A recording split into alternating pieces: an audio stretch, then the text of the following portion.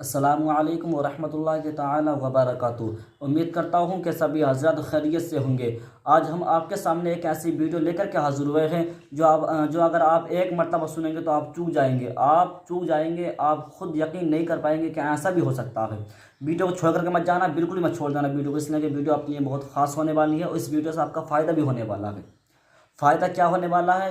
जो हमारी वीडियो रोज़ाना देखते हैं उन्हें मालूम है कि हम रोज़ाना जो है आपसे 2 सवाल करते हैं, 2 इस्लामी सवाल करते हैं, जो आज भी करेंगे हम। हमने जो सवाल किए थे कल, उनका जवाब आया है कमेंट में, वो हम आपको बताएंगे कि कहाँ से कमेंट आया, कहाँ से जवाब आया है और किसने जवाब दिया है और किसने नहीं दिया है, हम यही बताएंगे आपको। और जो हम सवाल करते हैं रोज़ाना वो करेंगे ज़रूर, इंशाल्लाह करेंगे, हम वो सवाल भी करेंगे। तो इस वीडियो को जो है पूरा देख करके जाना, लास्ट तक ज़रूर देखना। हम अब बात करते हैं इन दोनों की। जो आप फ़ोटो लगे हुए स्क्रीन पर देख रहे हैं, जो लड़की है या लड़का है, इन दोनों ने आपस में मोहब्बत का रिश्ता चलाया। मोहब्बत के नाम पर जो है इन्हें जो है आपस में ताल्लुकात मिलाए। जो लड़की है, ये लड़की शादीशुदा है, इसकी शादी हो चुकी है। इनकी जो मोहब्बत थी, ये मोहब्बत इतनी ऊपर पहुँची। जो लड़की है, ये इस लड़की के शोहर जो था इस लड़की का, इन दोनों ने मिलकर जो है उस लड़के को मारा और मारने के बाद में इसके लड़के जो है, इसके जो शोहर था उस लड़के को जो है मारा और मारने के बाद में उसे एक ड्रम जो आप ये देख रहे हैं, ड्रम जो देख रहे हैं आप, ये इस ड्रम के अंदर पैक किया और पैक करने के बाद में ऊपर से मसाला डाल दिया, जो सीमेंट बजरी होती है वो मसाला डाल दिया। आप खुद देख रहे होंगे, ये फोटो में नज़र आ रहा है, ये डाल दिया। आखिरकार ये क्यों हुआ और ये क्यों होता है? यह ऐसा क्यों होता है कि बहुत बातें सुनने में आती हैं, इस तरह से बहुत बातें हमारे पास आती हैं कि फला जगह जो है लड़की ने छोड़ दिया है या लड़के ने छोड़ दिया है, तलाक़ हो गई है, और भी बहुत सारी इस तरह की बीवी और शोहर के ताल्लुक़ से मसाले आते रहते हैं, यानी बातें आती रहती हैं सामने। ये क्यों होता है? इसी के ताल्लुक़ से हम सैयद अमीनुल क़ादरी साहब की एक छोटी सी वीडियो लेकर के आपके सामने हाज़िर हुए हैं। अगर आप उस वीडियो को सुनेंगे तो आप ख़ुद यकीन करेंगे कि आप ख़ुद कहने पर मजबूर हो जाएंगे, हाँ यही वजह थी जिसकी वजह से ये जो काम हुआ है ये हुआ है, ये उसी वजह से हुआ है जो सैयद अमीनुल क़ादरी साहब अपनी तकरीर में बयान कर रहे हैं। आइए हम जो हमारी कल बात चल रही थी उस बात पर आते हैं। हमने कल आपसे सवाल किए थे कि ज़ोहर में कितनी रकात नमाज है और इशा में कितनी रकात नमाज है।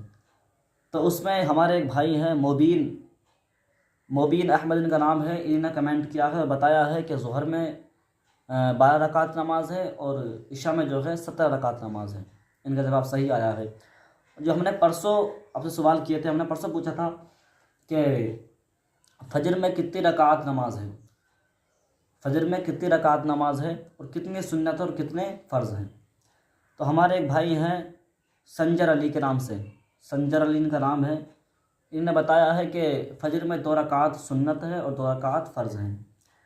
हमारी एक बहन है ताहिरा परवीन, इन्होंने कमेंट किया और बताया है कि 2 रकात सुन्नत है और 2 रकात फ़र्ज़ हैं।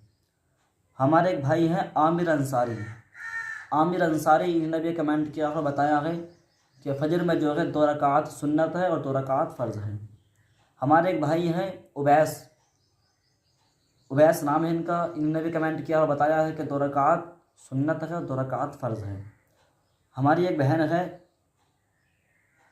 नौशीना खातून, इन्होंने भी कमेंट किया है और बताया है, जवाब दिया है कि फ़जर में जो है 2 रकात सुन्नत है और 2 रकात फ़र्ज़ है।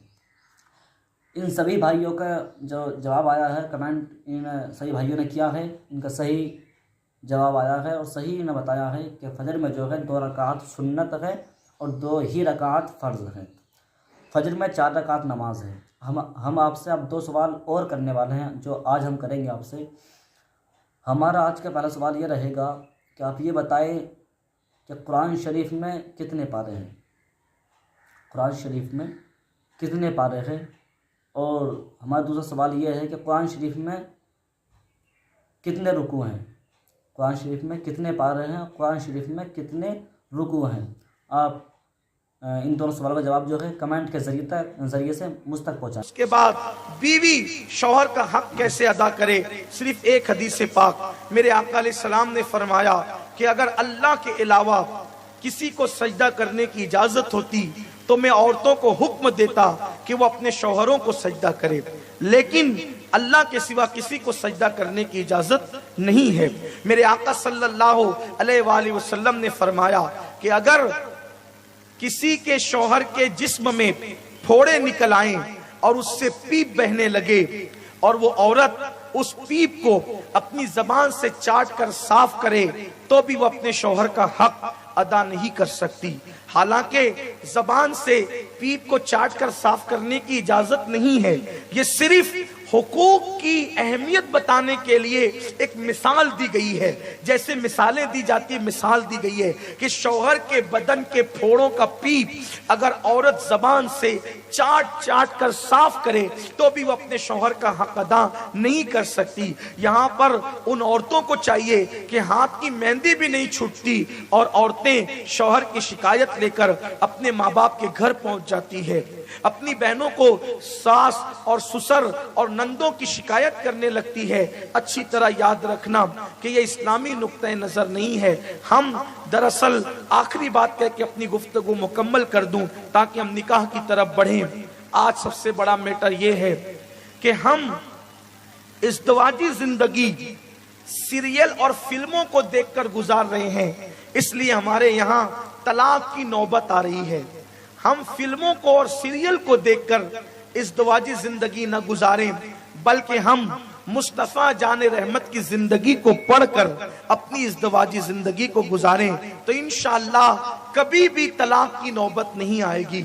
सीरियल वालों की जिंदगी 3-4 घंटे की होती है, अपनी जिंदगी 3-4 घंटे की नहीं है। इसलिए कौम की बेटियों को मेरा पैगाम ये है, सीरियल देखकर सास के साथ सुलूक करना मत सीखो, सीरियल और फिल्में देखकर नंदों के साथ और शौहर के साथ सलूक करना मत सीखो।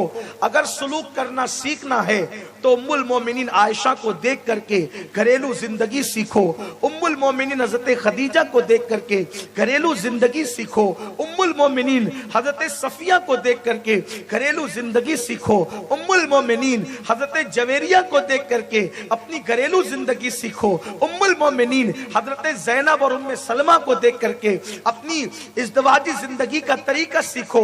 और मर्दों को चाहिए कि वो हीरो और सीरियल के अदाकार को अपने लिए आइडियल बनाने की बजाय अल्लाह के नबी की जिंदगी